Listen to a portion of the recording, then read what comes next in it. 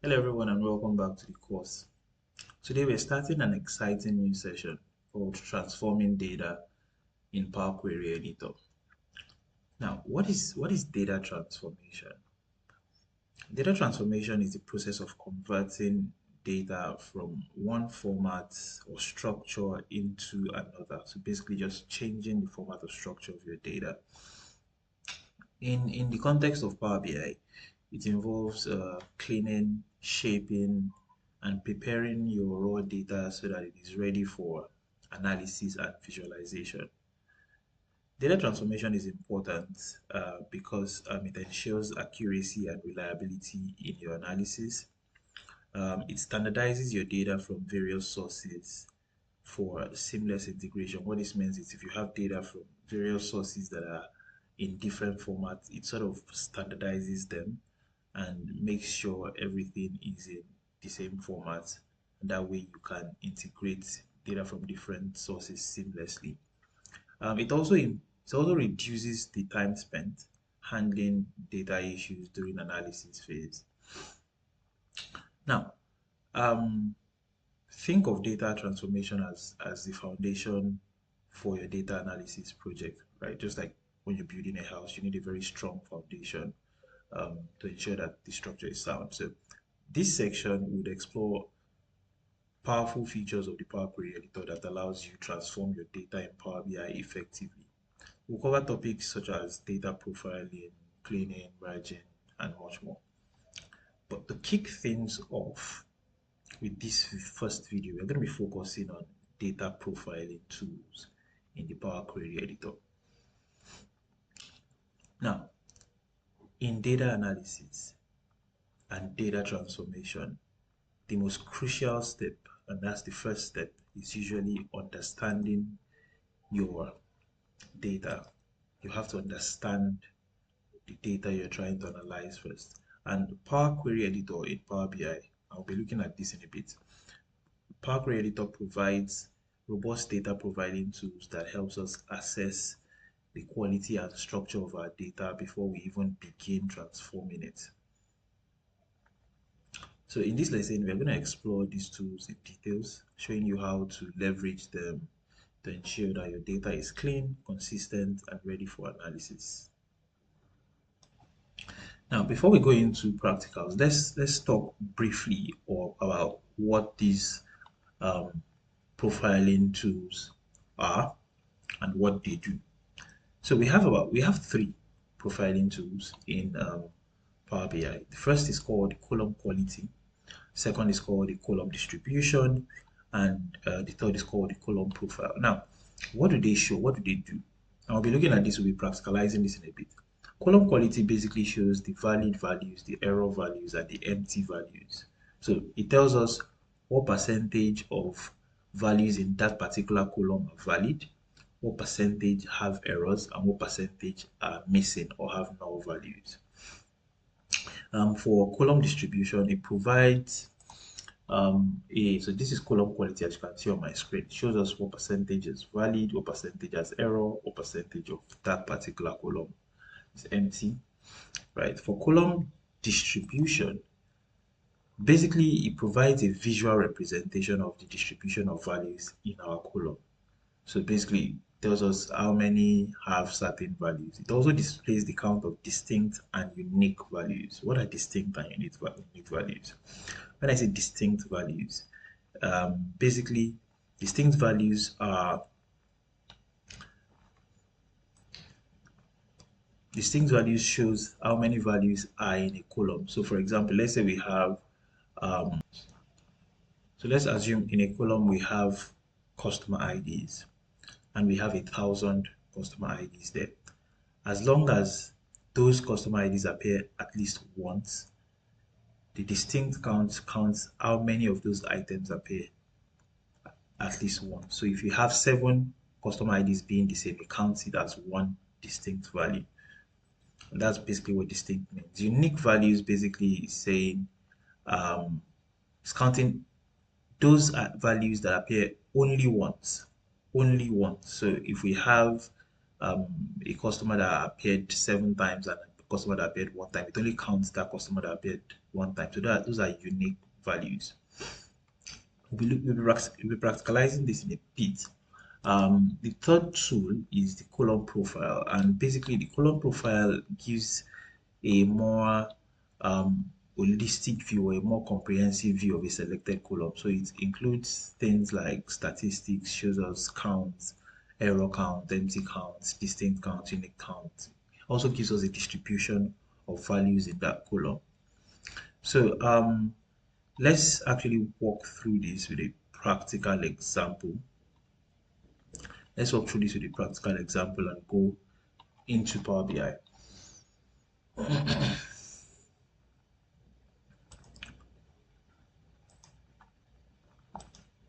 So I have my Power BI here, and we're going to be creating a new report. So I'm just going to click on blank report. And the data I will be using will be attached to this video. We have it here, and it's the Maven Toys data set, and that's what I'll be using. So I'm just going to extract this from that folder.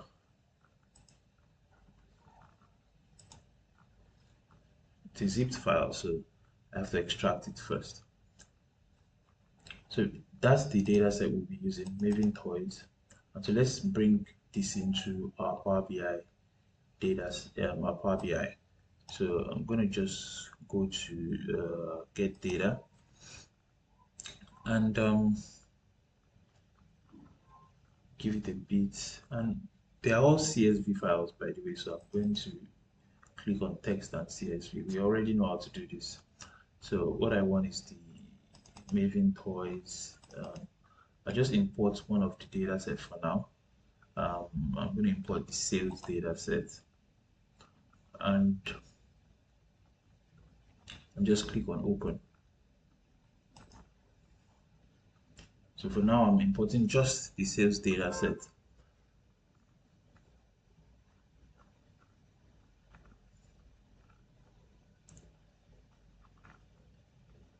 And so I see everything looks fine here.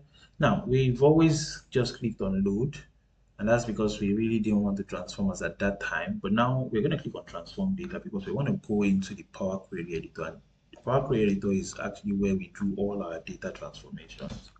So I'm going to click on load. I'm going to click on transform rather. Click on transform data, and a new window is going to open.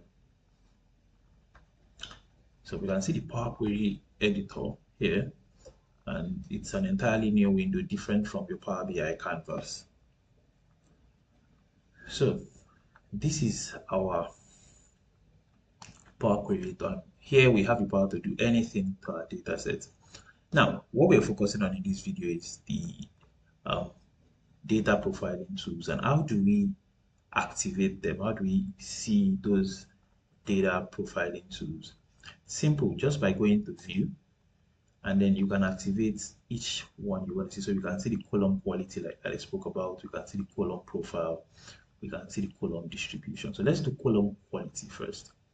And if we click on column quality, we see what appears at the top of our data. So basically what this shows us is how many of our data, what percentage of this particular sales ID column is valid, meaning contains actual valid data, or what percentage has errors and what percentage is empty. So we can see here that our data looks very clean. We have 100% of our data is valid for sales ID, 100% of our data is valid for dates. All through the columns, you can see 100% of our data is valid. So that's column quality. Shows us if we have issues with our data set. Let's go to column distribution as well. So I'm going to undo column quality and just show column distribution. And one thing we can see is this. One, it shows a distribution of all the of the values we have in each column, right? So, but before we go into that, I want us to look at the bottom of that page. It's showing that column profiling is based on the top 1,000 rows. So this distribution here might not be the entire holistic view. What Power BI does is it just takes the first 1,000 rows and gives us the distribution of what's going on in the first 1,000 rows. But we can always change that, and just when we click on this, we can actually ask our profiling to be based on the entire data set. So that gives us the quality or the profile of our entire data set and not just the subset of it. So let's click on that and it refreshes. It may take a bit. Data set is quite large, so it may take a bit.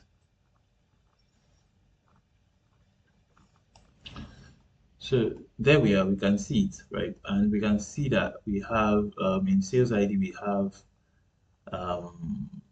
829,000 distinct, 829,000 unique. And I spoke about distinct and unique earlier.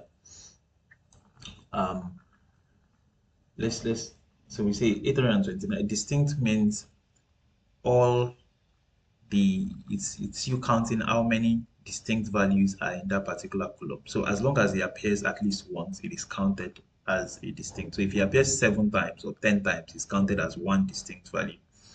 So basically, we see that we have 829 distinct, 829,000 unique. Unique would mean those that appear only once. And this is one way you can identify a primary key or a potential primary key in a table. If the number of distinct and the number of unique are the same, it means there are no duplicates in that particular column. And that's a good primary key for your table. So you can see for dates, we have 638 distinct and 0 unique. 0 unique would mean we have repetition in the dates, meaning we don't have any dates that appeared only once. For example, you can see my first 3, all the dates, we have the same dates. This is 1st of January, 1st of January, 1st of January, 1st of January. So meaning we do not have any value in this our dates column that appeared only once. And we have about 638 days of transaction. Store ID as well, we do not have any store ID that appeared only once, and we have about 50 stores, right? So that's basically column distribution. Now let's look at column profile. A column profile, like I said, gives us a more general view of our data sets. I've clicked on column profile. It should take a while to generate. Let's change this because of speed.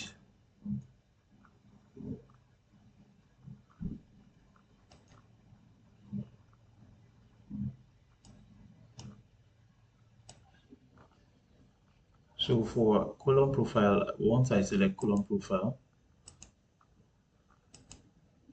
and I select a particular column, it gives me the profile of that column. So let's do column profile based on the entire data set. I think it'll be faster now. Quality, just so it doesn't impact the performance.